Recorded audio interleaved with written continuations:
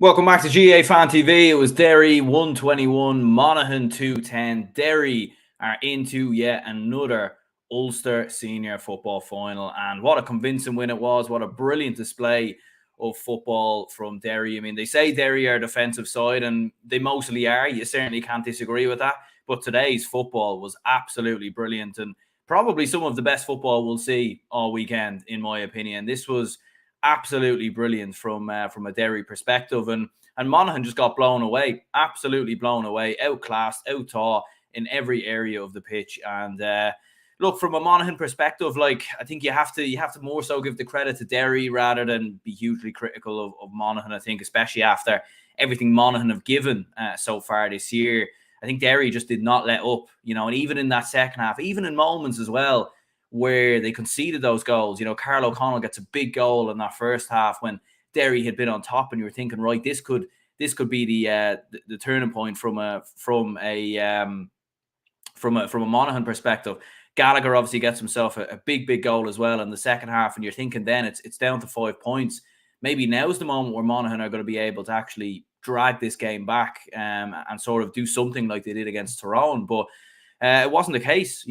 Derry were sensational. Conor Glass, what a performance. Absolutely brilliant in midfield. 2 points, setting up scores, getting in challenges, just doing absolutely everything. And, he's played a lot of football this year, and it's obviously been spoken about before. He came off against Fermanagh, obviously, with an injury, came off against the Dubs with an injury. He didn't play like he had any sort of injury in this game. He was absolutely phenomenal.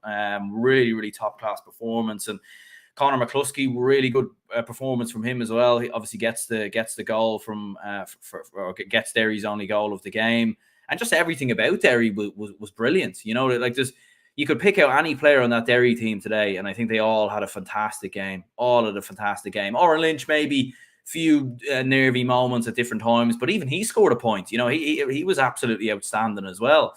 Shane McGuigan, what a footballer. I mean, on his day, he's one of the best in the country. And for Derry to have him in their team, he is the marquee forward, the standout forward, but he was absolutely brilliant as well. 9 points from him.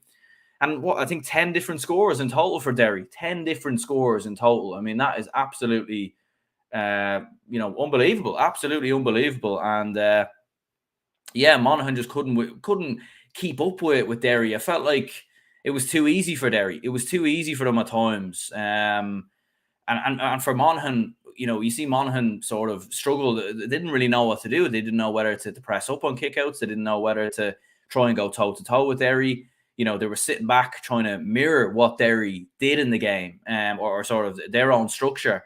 But once they went 4 or 5 points down, they have to mix it up and they have to change it.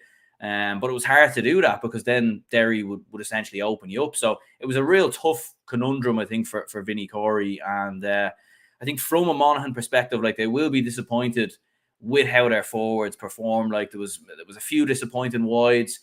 They struggled to create chances as well. They struggled to create opportunities. But I think I heard in commentary from Michael Murphy that Monaghan only kicked 1 point from play from one of their forwards. Do you know what I mean? And that is quite disappointing from a Monaghan perspective. Like Conor McManus, he was in the game. He scored a couple of points, but they couldn't really. Obviously, Jack McCarron goes off. I think with an injury.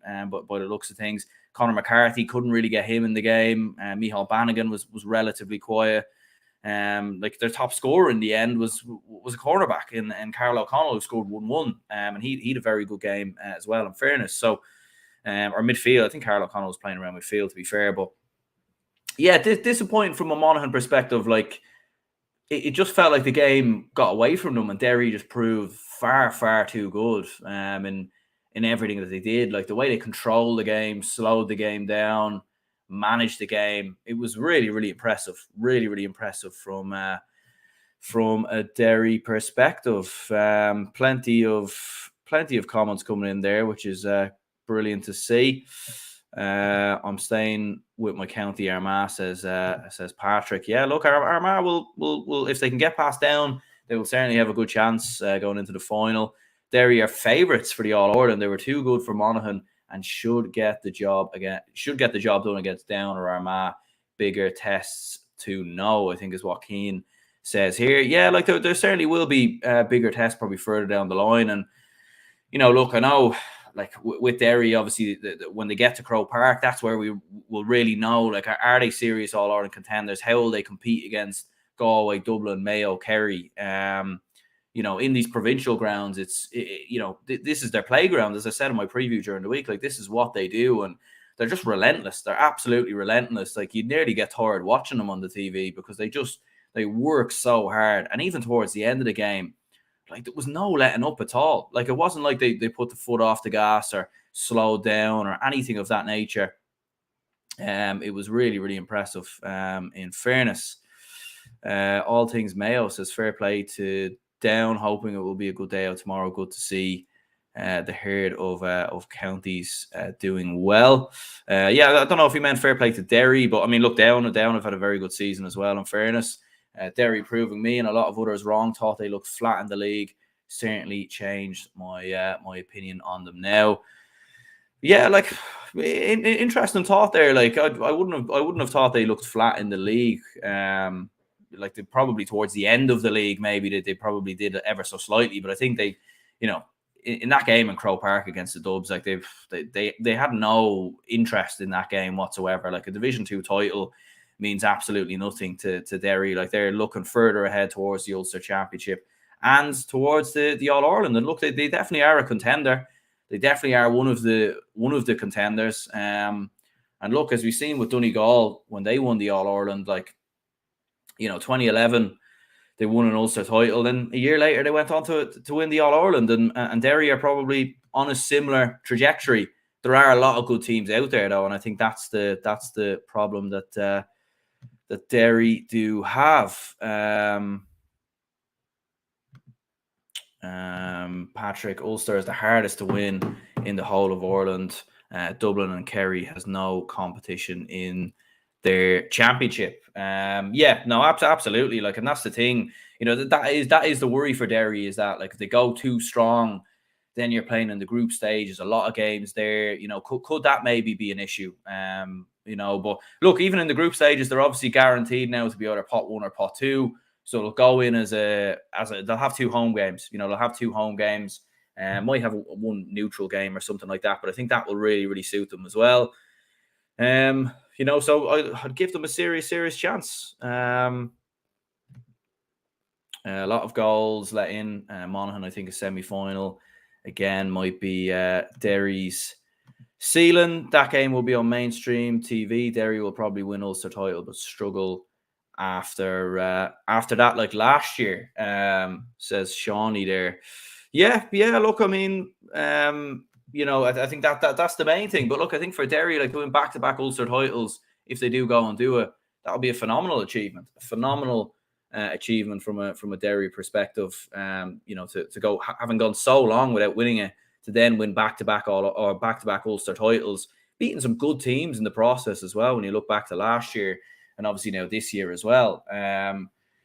But look, Armagh, if it is Armagh who get passed down, like, that will be a different test. We haven't seen Derry play Armagh too often in the past couple of seasons.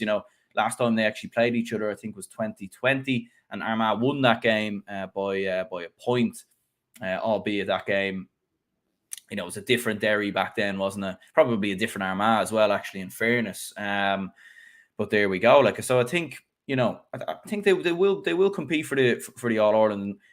It's getting to Croke Park, and it'd be interesting to see how they get on against the good sides, because we haven't quite been able to see them play the big teams too often, because obviously they've been playing in Division 2. And yeah, look, from a Monaghan perspective, like, I think I said the same thing about Roscommon. It's not the end of the world that they've obviously lost this game. They'll go in now as a pot 3 side. A lot of good teams in pot 3, by the way, so they're probably all happy to actually be avoiding each other. So I don't think it'll be the end of the world from a Monaghan perspective. Plenty of great players. They've had a lot of tough games over the last couple of weeks, going full throttle towards the end of the league. They did look like an element of tiredness and flatness in their performance. But look, going into the group stages, look, they'll be one of those sides that you don't want to play, and you especially don't want to play them in Clonus, in fairness. Denise says my wildcard contender for Sam this year is Clare. That's an interesting opinion. All right. I mean, look, in fairness, they did get to a quarter final last year, so you would never quite know what can happen in the championship. But yeah, cheers to anyone who tuned in. I suppose in terms of man of the match, I'd go for Conor Glass personally. I think they'll probably, I haven't seen who they've actually given it to be honest. Probably Shane McGuigan, I'd imagine, for how good of a performance he was. But I thought Conor Glass was just absolutely brilliant. As I said, 2 points. There was one moment where he was tracking back, challenging. He was just absolutely brilliant. But there we go. I don't know why Waterford Limerick has magically appeared there. I don't know what's going on here, but there we go. Back to Derry Monaghan. So there we have it. But yeah, big result for Derry. I think Derry brought Monaghan into their own game. Like, you even seen Conor McManus as well tracking back. Obviously Conor McCluskey was the man he was picking up, and when you're making the opposition forwards do the defensive work, do you know what I mean?